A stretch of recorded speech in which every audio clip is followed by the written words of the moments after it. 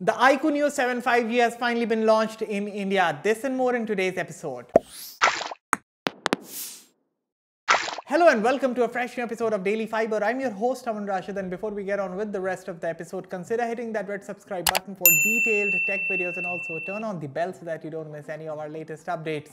With that said, let's get started. After much anticipation, the iQOO Neo 7, which is the successor to last year's iQOO Neo 6, has finally launched in India. Now my team already has the iQOO 7, Ashri has one, Abhik has one, so I have had a hands-on time with the device. I also have a few first impressions of mine with the iQOO Neo 7.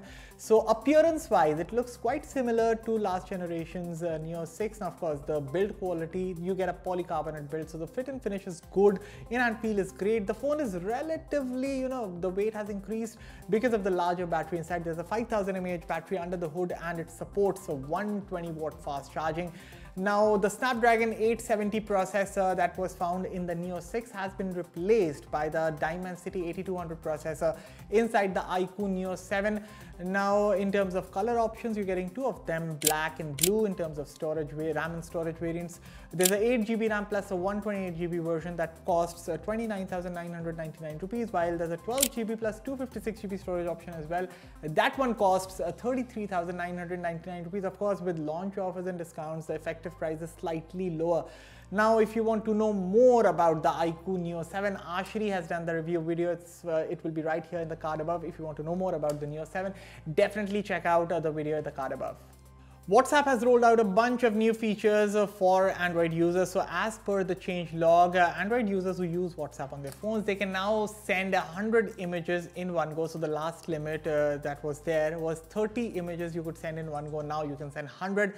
Apart from this, you can now add longer group subjects and descriptions to better describe the group's existence. Then there is also an option to create personalized avatars and use them as stickers and profile photos. Now later this year, WhatsApp is also expected to roll out a big update that will allow you to send high-res images from WhatsApp. And of course, you can argue that sending high-res images is already possible via WhatsApp. You can do it via sending a document, but that's a tedious task. So if you're able to directly send high-res images from WhatsApp, I think that will be a big one.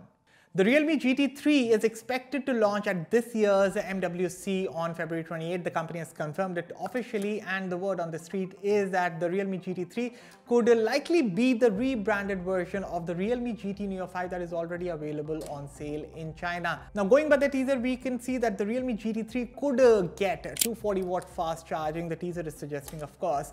And there could also be a LED strip light that you can see around the camera module. Now, in terms of specifications, the GT3 could likely feature the Snapdragon 8 Plus Gen 1 SoC under the hood. In terms of the camera, there could be a 50 megapixel primary rear lens. This could be the IMX890, coupled with an 8 megapixel ultra-wide angle camera and a 2 megapixel macro shooter. Also possible is the fact that Realme could unveil two versions of the GT3. One version could feature 5000 mAh battery plus 150 watt charging, while the other version could feature the 4600 mAh battery that could be coupled with 240 watt fast charging. Now, of course, if you want to know more about the Realme GT3, we are nearing the launch. You'll get more clarity then. The Nothing Phone 1 is finally set to receive its much awaited Android 13 update. I mean, it's high time, it's been long overdue. The Nothing Phone 1, guys, is a great phone, but if Carl Pei and company could have instead focused on the Nothing Phone 1 more rather than reviewing the competition's devices, I think so the update would have arrived like way before time. But anyway, about the Android 13 update on the Nothing Phone 1, going by the official blog post, the new OS provides Nothing Phone 1 users a 50% boost in app loading speed. The update also introduces multi-language support for third-party apps and also adds a new weather app featuring the company's customized and Nothing UI. And also expected is that you could get to see a new user interface for volume control, new glyph ringtones, wallpapers, as well as notification sounds. Now, if you want to know more about the Android 13 update on the Nothing Phone 1, you can go back and pause your screens, take a look at the changelog, but I will also be linking the changelog below, so be sure to check that in the description if you're interested.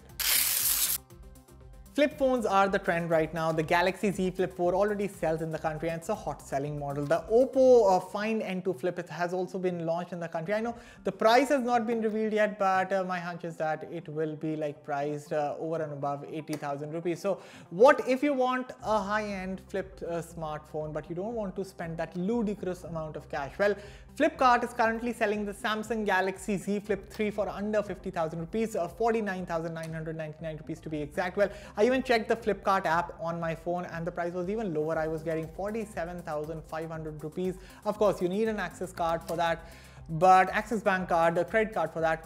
But Flip 3 for a price of under 50,000 rupees, I think that's a great deal. It looks like the Flip 4, and I also know that the battery life is not as good as the Flip 4, but it's manageable. If you can go with charging your phone twice a day, then you are getting a stylish phone, a mini phone for yourself.